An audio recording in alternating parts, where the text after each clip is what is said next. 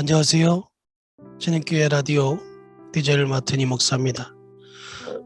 바쁜 일상을 보내시는 성도님들을 위해 오늘도 팬인가 제자인가라는 책 가지고 성도님들과 함께 하겠습니다. 자, 볼륨을 적당히 높여주시고 이제 시작합니다. 예수님의 사랑을 빼앗는 것들, 특별한 사람과 DTR 대화를 나눈다고 상상해봐라. 결혼한 사람이라면 남편이나 아내를 생각하면 되겠다.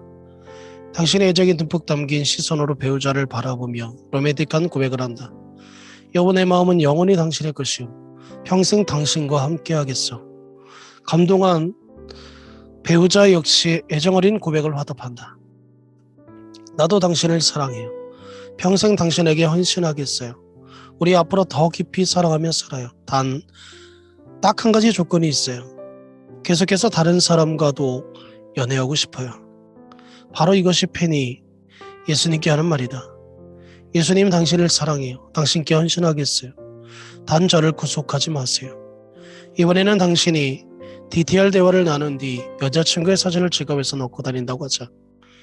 이제부터 지갑을 열면 여자친구의 사진이 가장 먼저 눈에 들어온다. 지갑을 열면 여자친구의 사진이 가장 먼저 눈에 들어온다.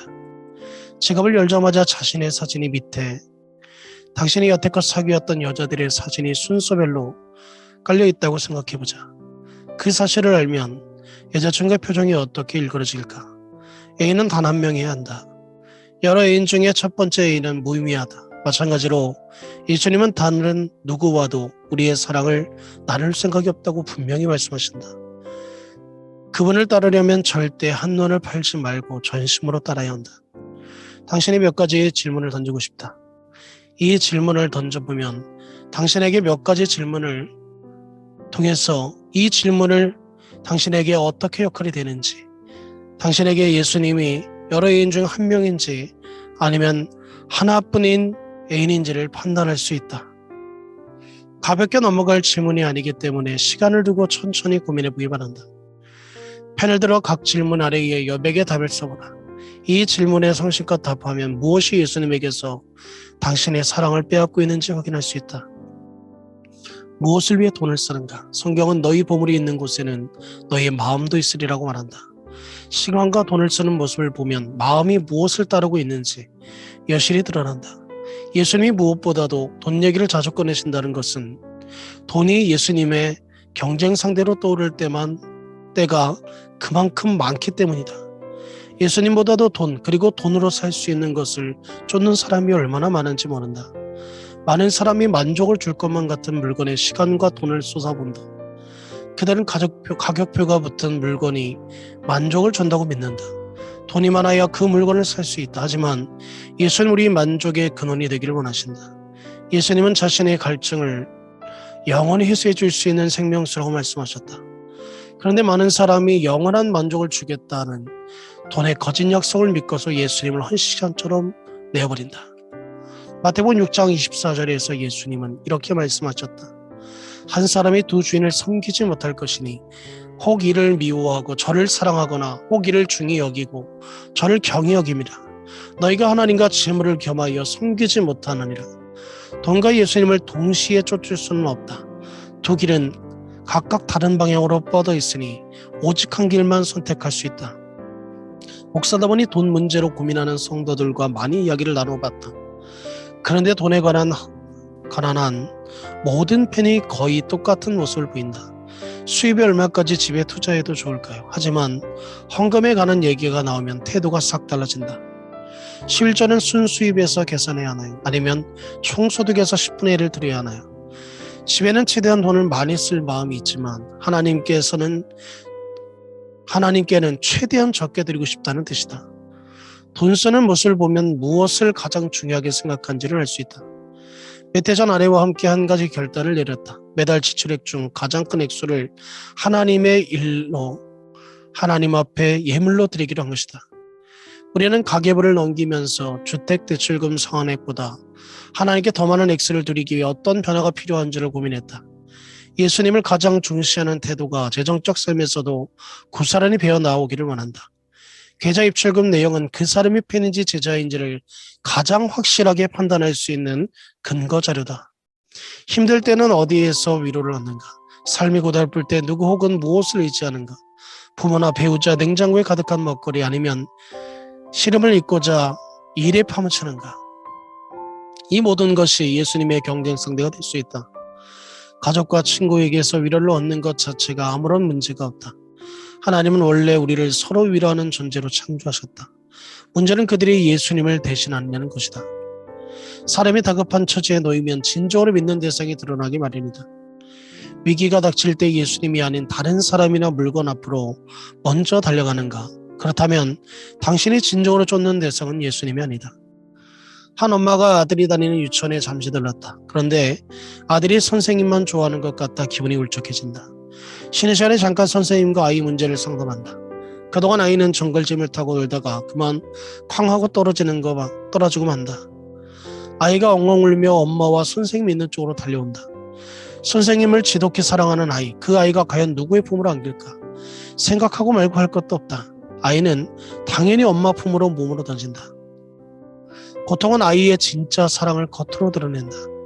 인생의 쓴맛을 괴로워했던 순간을 떠올려보라. 실직의 순간, 소중한 관계가 깨졌을 때, 시험 점수가 예상보다 훨씬 낮았을 때, 그때 누구에게 달려가는가?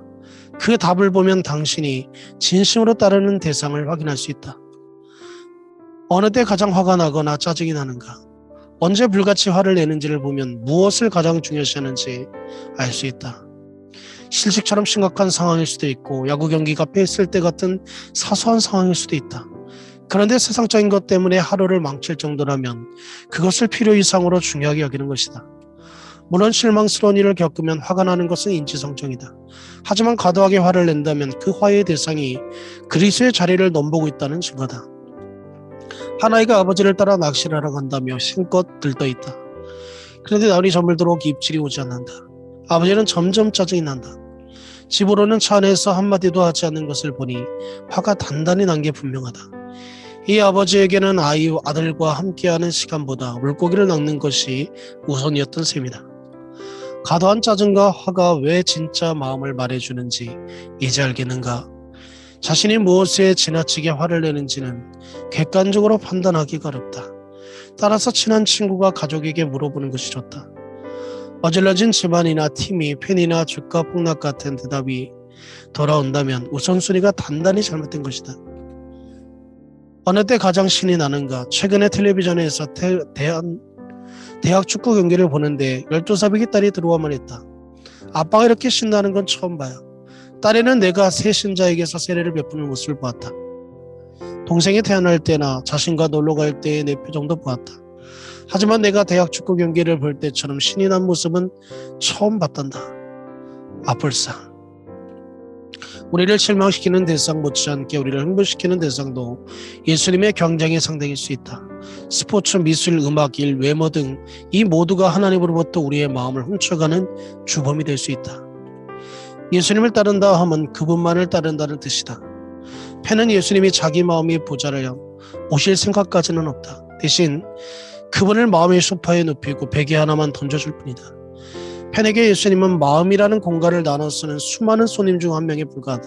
하지만 예수님 우리 마음의 한 조각에는 관심조차 없다고 하신다. 달리 표현하면 예수님은 양다리를 거치는 바람둥이를 원치 않으신다. 심한 표현 같지만 이는 지극히 성경적인 논리다. 하나님은 우리의 사랑이 여러 대상에게 나뉜 것을 양다리로 여기신다. 에스겔 선지자는 우리가 다른 대상에게 한눈을 팔 때 하나님의 심정이 어떤지를 묘사했다. 그것은 마치 바람을 피운 것과도 같다. 에스겔 16장에서 하나님은 우상을 섬긴 사람들에게 서운한 감정을 토로하셨다. 너는 내 모든 정든 자에게 선물을 주며 혹시 배신의 아픔을 겪어본 적이 있는가? 평생 사랑하겠노라 맹세했던 사람이 다른 사람의 팔짱을 끼고 호텔에 나왔는가? 아내가 외간 남자와 부정을 저질렀는가? 겪어본 사람은 알겠지만 세상의 배신의 상처만큼 아픈 상처도 없다. 우리가 하나님을 여러 애인 중 하나로 삼을 때 하나님은 그런 배신감을 느끼신다. 누가복음 14장에서 예수님은 우리에게서 어떤 관계를 원하시는지 분명히 말씀하신다. 그분을 따르려면 오직 그분만 따라야 한다. 예수님은 돈이나 직업, 심지어 가족과도 우리를 공유하기를 원치 않으신다. 하나님의 소유욕과 질투심이 너무 심한 것 같은가? 하지만 이것만은 알아야 한다. 예수님이 누구와도 우리의 사랑을 나누지 않겠다고 하신 것은 단순히 전적인 사랑을 받기만 하겠다는 뜻이 아니라 절대적인 사랑을 우리에게 쏟아주시겠다는 뜻이다. 실제로 그럴 리 없겠지만 이번 주에 당신이 한식당에 갔다가 내가 낯선 아가씨와 함께 촛불을 켜진 닭차 앞에 앉아있는 모습을 보았다고 해보자. 화가 난 당신이 득달같이 달려와 따져댄다. 이 여자는 누굽니까? 여기서 뭐 하시는 거예요? 염려하지 마세요. 오늘 밤은 이 예쁜 아가씨와 데이트하고 있지만 저에게는 언제나 아내가 최우선이랍니다. 내 말에 당신은 화가 머리끝까지 올라 씩씩거리며 떠나간다. 짐작하건대 당장 우리 아내에게 전화를 걸고 고해 바칠 모양이다. 내가 데이트를 마치고 돌아오면 아내는 어떤 반응을 보일까? 아내가 문간에 나와 반갑게 맞으며 상냥하게 말한다고 해보자. 여보, 오늘 데이트는 즐거웠어요. 그러고 나서 나를 꼭 안는다. 나를 가장 사랑해 주기만 하면 얼마든지 다른 여자를 만나도 좋아요. 어떤가? 상상이 가는가? 만약 내가 그런 데이트를 하고 들어갔다는 맞아 죽을 각오를 해야 한다. 내가 맥도날드에서 여자처럼 보이는 남자와 식사하는 모습을 아내에게 들키면 집안에 피바람이 불 것이다. 왜일까? 나를 사랑하기 때문이다. 그래서 예수님은 그분을 따르려면 오직 그분만을 따르라고 말씀하신다. 예수님을 너무 사랑한 나머지 상대적으로 다른 모든 대상을 미워하는 것처럼 보여야 한다. 누가복음 14장의 가르침 앞에서 과연 제자들은 어떤 반응을 보였을까? 아마도 어이없는 표정을 짓지 않았을까? 예수님의 한마디가 뜨거운 열기에 찬물을 끼얹었을 것이다. 엄마를 미워해라. 이런 요지의 설교는 절대 대중이 좋아할 만한 설교가 아니다. 예수님이 이런 설교를 할 때마다 제자들은 인심을 잃을까 봐 두려웠을 것이다. 어쩌면 제자들은 전혀 개의치 않았을지도 모른다. 제자들은 이미 예수님을 따르기 위해 모든 것을 버린 사람들이지 않는가? 제자들은 예수님을 따르는 길이 어떤 길인지를 이미 깨달았을 것이다. 반쪽짜리 마음으로 예수님을 따르는 것은 불가능하다. 예수님은 오직 전심을 쏟는 관계만 원하신다. 팬은 이 조건이 협상 불가다는 점을 알아야 한다. 따라서 나는 제자다라고 말하려면 그 대가가 제대로 알고서 해야 한다. 누가복음 14장에서 계속해서 예수님은 심한 표현까지 써지 않는 이유에 대해 설명해 주신다. 너희 중에 누가 망대를 세우고자 할진대 자기의 가진 것이 준공하기까지에 족할는지 먼저 앉아 그 비용을 계산하지 아니하겠느냐. 그렇게 아니하여 그 기초만 쌓고 능히 이루지 못하면 보는 자가 다 비웃어 이르되 이 사람이 공사를 시작하고 능히 이루지 못하였다 하리라. 예수님은 조금도 속일 생각이 없으시다. 예수님은 대가를 정확히 알고서도 기꺼이 따라오는 사람들을 찾으신다. 패는 귀에 즐거운 싸구려 복음에 혹한다. 계약금도 필요 없고 1년근 이자만 납입하는 조건만 보고 덜컥 집을 샀다가 나중에 후회하는 사람들처럼 팬들은 편안하게 예수님을 따르다가 그분의 진짜 조건을 알고 나서 충격을 받는다. 하지만 알고 보면 예수님은 처음부터 계약 조건을 명시하셨다. 공산정권 시절에 루마니아에서 교회를 이끌던 존 호스는 페노나이트 연합성경신학교 강연에서 진정한 제자의 길을 이야기했다. 공산권 시절 우리가 설교를 하면 예배가 끝나고 사람들이 찾아와 너도 나도 그리스도인이 되겠다고 나섰지요. 그러면 우리는 이렇게 말했습니다. 그리스도인이 되겠다니 참 잘 되었습니다. 하지만 그러기 위해서 치러야 할 대가가 있다는 걸 알아야 합니다. 곤혹을 치를 수도 있으니 잘 생각해서 결정을 내리세요. 많은 것을 잃을 수도 있습니다. 아주 큰 것을 잃을 수도 있어요. 저는 그들 중 많은 사람이 예수를 따르겠다고 결정해 의미를 제대로 알기 위해 3개월의 교육을 받기로 했다고 말한다. 교육이 끝나면 많은 사람이 세례를 받겠다고 말했습니다. 그때마다 나는 이렇게 말했죠. 그리스도인이 되겠다니 참 잘 되었습니다. 하지만 여러분이 고백을 하면 이곳에 있는 첩자들이 여러 이름을 적을 겁니다. 여러분의 이름을 적을 거예요. 그러면 내일부터 삶이 고단해지겠죠. 대가를 따져봐야 합니다. 기독교는 편한 길이 아닙니다. 대가가 결코 만만치 않습니다. 자천될 수도 있어요. 직장을 잃을 수도 있고 친구들이 등을 돌리는 겁니다. 이웃들이 멀어질 겁니다. 자식을 잃을 수도 있어요. 심지어 목숨이 날아갈 수도 있어요. 저는 자신의 전부를 걸고서 예수님을 따를 수 있는 사람을 원했다. 여느 교회에서 들을 수 있는 초대의 메시지와 사뭇 다르지 않는가. 보통은 설교가 끝나면 설교자가 이렇게 말한다. 다들 고개를 숙이고 두 눈을 감으세요. 그리스도인이 되고 싶은 분은 손만 드세요. 저기 손을 드신 분이 계시네요. 저기도 있고요. 하지만 예수님 반드시 대가를 따져보라고 말씀하신다. 예수님을 따르면 전부를 잃을 수도 있다. 그래도 따르겠는가? 이것으로 이 목사가 추천하고 대신 읽어주는 진흥 라디오 8번째 시간을 마치겠습니다. 감사합니다.